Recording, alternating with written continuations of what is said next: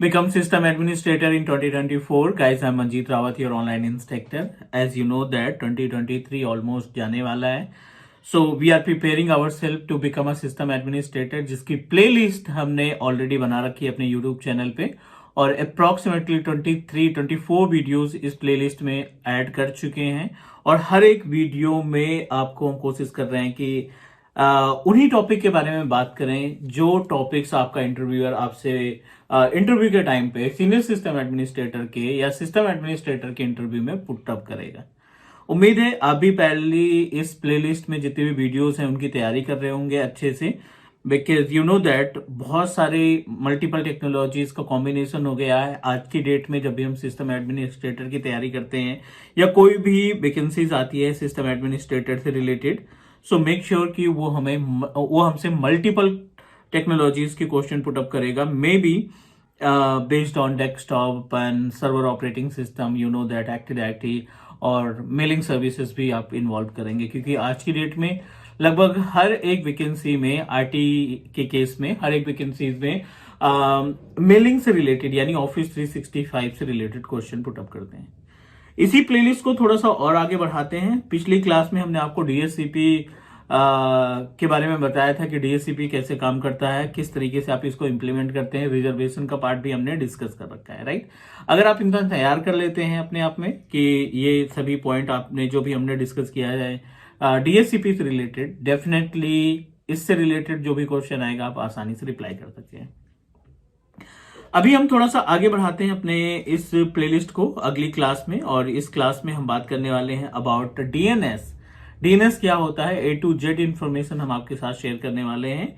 तो चलिए मूव करते हैं अपने स्क्रीन पे। बट बिफोर दैट, अगर आप नए हमारे यूट्यूब चैनल पे या पहली बार वीडियो देख रहे हैं तो please do subscribe, because teach me cloud एक single technical training based YouTube channel है जो आपको 100% लाइव प्रैक्टिकल की वीडियो प्रोवाइड करता है बिना किसी स्टेप को स्किप किए हुए। चलिए हम आ जाते हैं अपने स्क्रीन पे ताकि हम आपको गाइड कर सके अबाउट डीएनएस। ठीक है, हम जो आज बात करने वाले हैं वो है डीएनएस, और डीएनएस के बारे में सारी इंफॉर्मेशन आपके साथ शेयर करेंगे।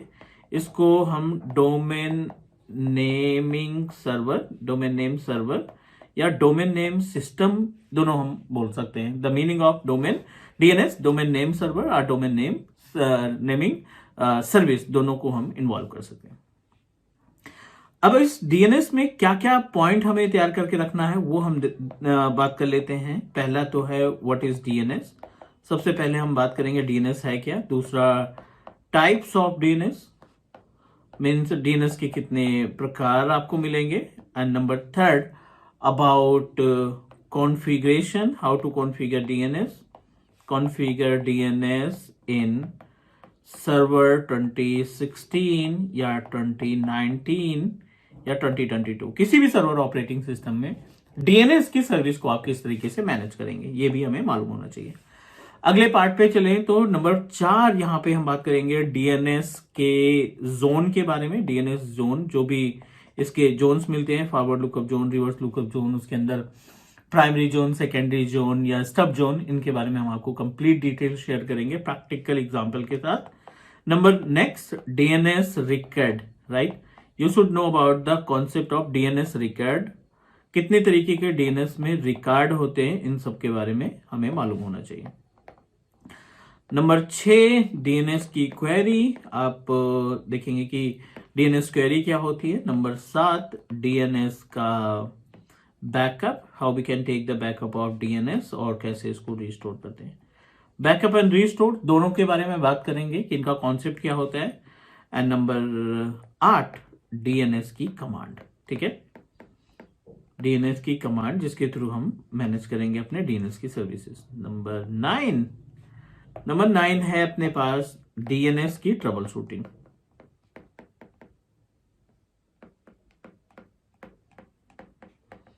ठीक है, तो डीएनएस से यस कम से कम एक या दो क्वेश्चन वो आपसे पुटअप कर सकते हैं, क्योंकि डीएनएस एक सर्विस है जो ऑफिस 365 में जब आप डोमेन ऐड करेंगे ना, उस केस में भी डीएनएस आएगा। जब आप एडी कॉन्फ़िगर करते हैं तो डेफिनेटली एडी के साथ आपका डीएनएस सर्विस ऑटोमेटिक इंस्टॉल हो जाता है। So we should know about the concept of these points. ये सभी पॉइंट्स हमारे लिए जरूरी हैं एक सिस्टम एडमिनिस्ट्रेटर के इंटरव्यू को क्रैक करने के लिए। हमें इनका कॉन्सेप्ट, इनकी जो थ्योरेटिकल पार्ट है ना, वो अच्छे तरीके से हमें आनी चाहिए। I'll try to give you the complete information। theoretical के साथ साथ प्रैक्टिकल भी इंपॉर्टेंट है, बट पहले हम स्टार्टिंग इस वीडियो में हम आपको कॉन्सेप्ट बताने वाले हैं ताकि आपका आइडिया बिल्कुल क्लियर हो सके। फिर उसके बाद हम अपने स्क्रीन पे मूव करेंगे।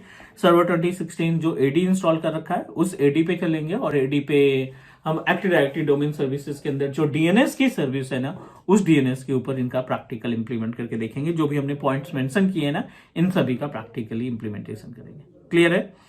उम्मीद है समझ में आ गया होगा। चलिए स्टार्ट करते हैं बेसिक से। पहला है व्हाट इज डीएनएस और दूसरा है अपने पास टाइप्स ऑफ डीएनएस। अगर हम डीएनएस की बात करें, व्हाट इज डीएनएस, तो as per the name suggest, इसका नाम से लग रहा है डीएनएस डोमेन नेम सर्वर या domain name service.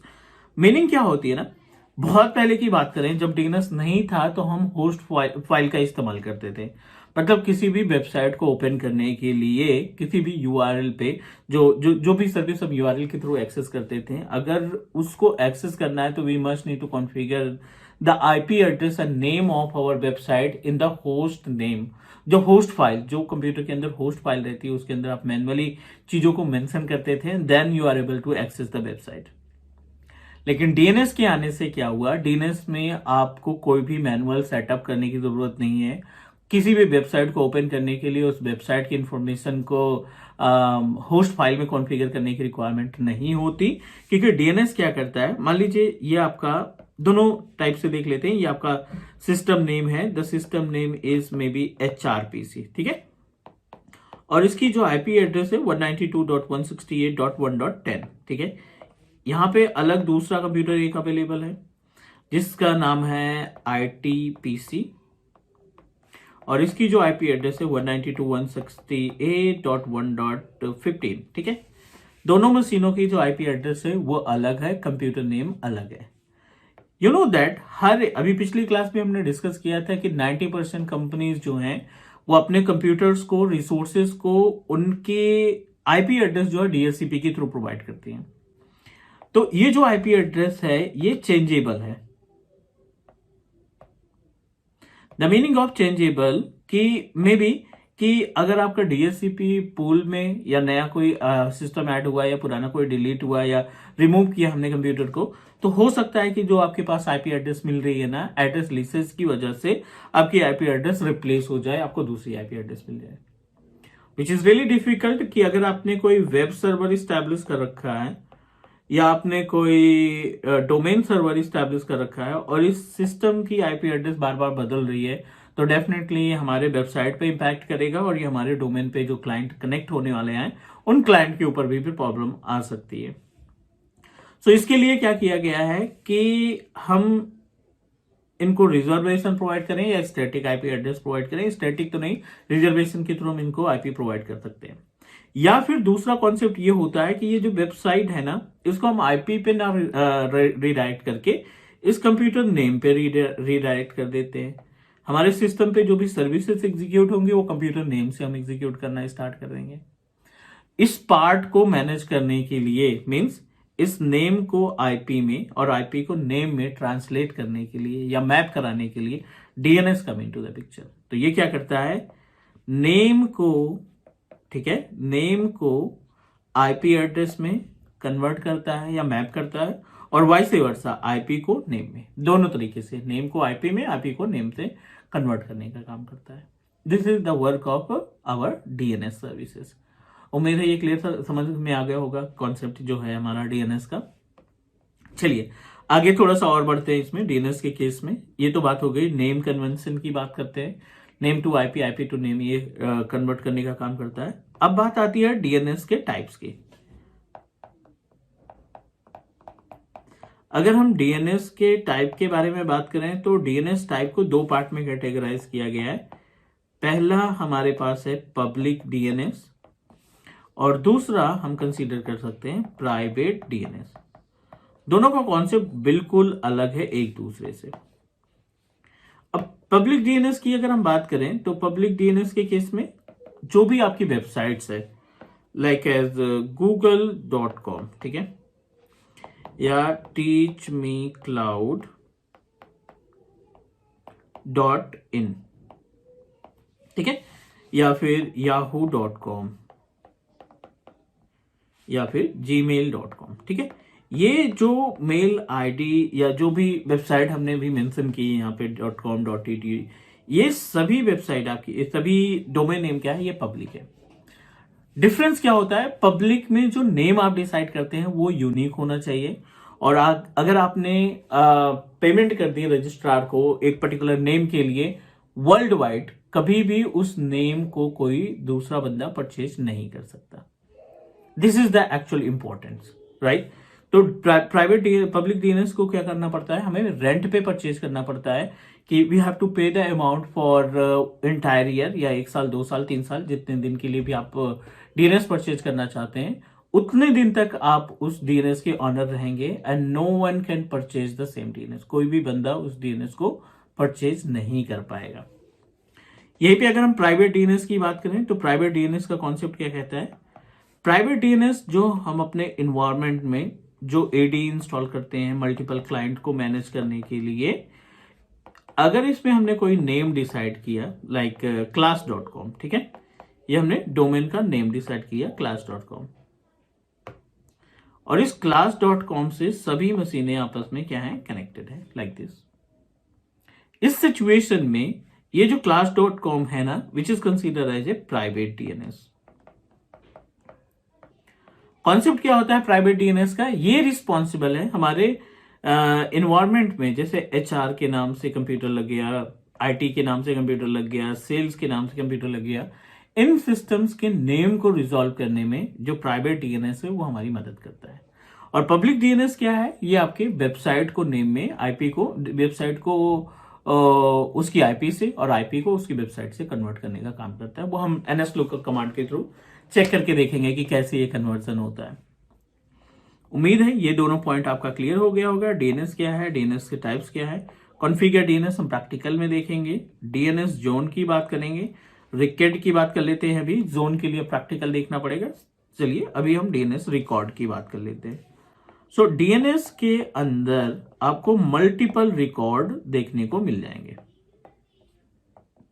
The records are, आपको ए मिल जाएगा, 4 टाइम ए रिकॉर्ड मिल जाएगा, एंड mx रिकॉर्ड मिल जाएगा, सी नेम रिकॉर्ड मिल जाएगा, ठीक है, और ns रिकॉर्ड नेम सर्वर मिल जाएगा, और SOA रिकॉर्ड मिल जाएगा, और PTR रिकॉर्ड मिल जाएगा। 1 2 3 4 5 6 7 डिफरेंट रिकॉर्ड्स आपको देखने को मिल जाएंगे opera server and DNS services. हर एक रिकॉर्ड का एक अपना टास्क होगा, हर एक रिकॉर्ड की रिस्पॉन्सिबिलिटी होगी। जैसे कि ए रिकॉर्ड क्या करता है, information about IPv4 based device. जो डिवाइसेस हमारे सिस्टम से कनेक्टेड हैं, सर्वर से कनेक्टेड हैं और IPv4 आईपी एड्रेस पे कंटेन कर रखी हैं, ऐसे सभी डिवाइसेस की इंफॉर्मेशन ए रिकॉर्ड में अवेलेबल होगी। उसी तरीके से IPv6, अगर आपके पास कुछ कंप्यूटर हैं जो डोमेन से डीएनएस से कनेक्टेड हैं और वो IPv6 बेस्ड मशीन है, IPv6 के आईपी एड्रेस कॉन्फ़िगर है, तो वो 4 टाइम ए रिकॉर्ड में आएगा। और ये है मेल एक्सचेंजर रिकॉर्ड, ठीक है, मेल एक्सचेंजर रिकॉर्ड। और इसका रिस्पॉन्सिबिलिटी क्या होता है कि अगर आपने इन्वायरमेंट में कोई भी मेल सर्वर कॉन्फ़िगर कर रखा है, ईमेल आईडी के लिए आपने एक्सचेंज कॉन्फ़िगर कर रखा है, या फिर क्लाउड पे आपने कोई डोमेन मैनेज करना चाहते हैं, तो ये MX record can help you. C name होता है canonical name which is applicable for alias. ये क्या हम इस्तेमाल करते हैं एलियास के लिए, या फिर डुप्लीकेट